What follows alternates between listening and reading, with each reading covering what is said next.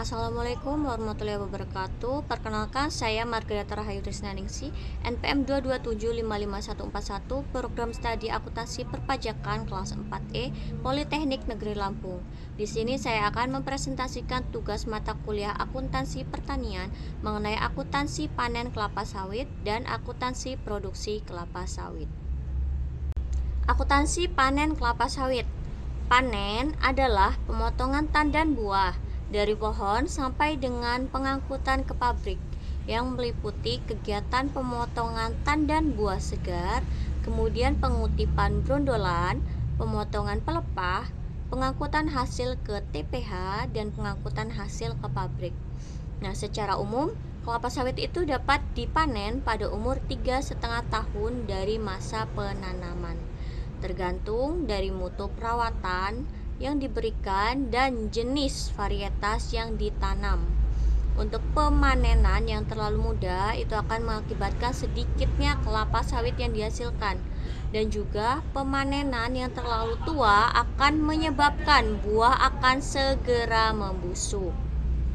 Kemudian standar panen yang digunakan antara satu perusahaan dan perusahaan lain itu kemungkinan berbeda. Tandan buah matang minimal harus memiliki 5 brondolan di piringan, pertanda buah siap dipanen. Pelepah yang ditunas dipotong 3 bagian dan disusun rapi pada gawang mati. TBS dan brondolan disusun rapi di TPH. Untuk pengangkutan ke pabrik, tangkai buah dipotong menyerupai huruf V. Next, prosedur pemanenan. Nah, yang pertama yaitu perontokan, yang kedua pengangkutan, yang ketiga penggilingan, keempat ekstraksi, dan yang terakhir pemurnian.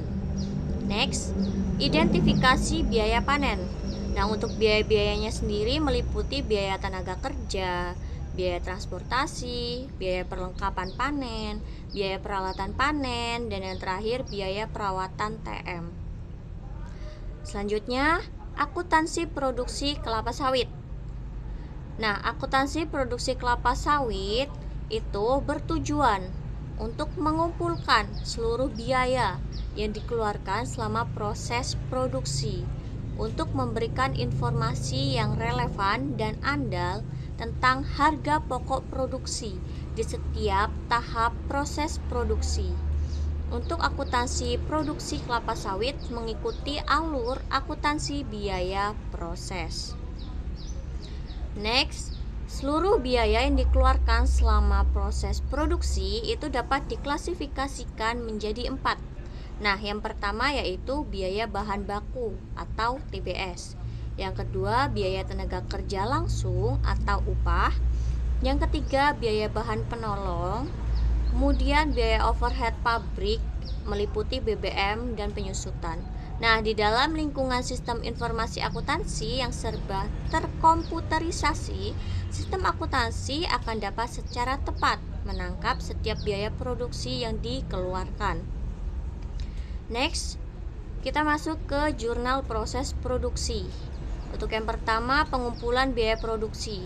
Jurnalnya yaitu BDP biaya bahan baku pada persediaan TBS.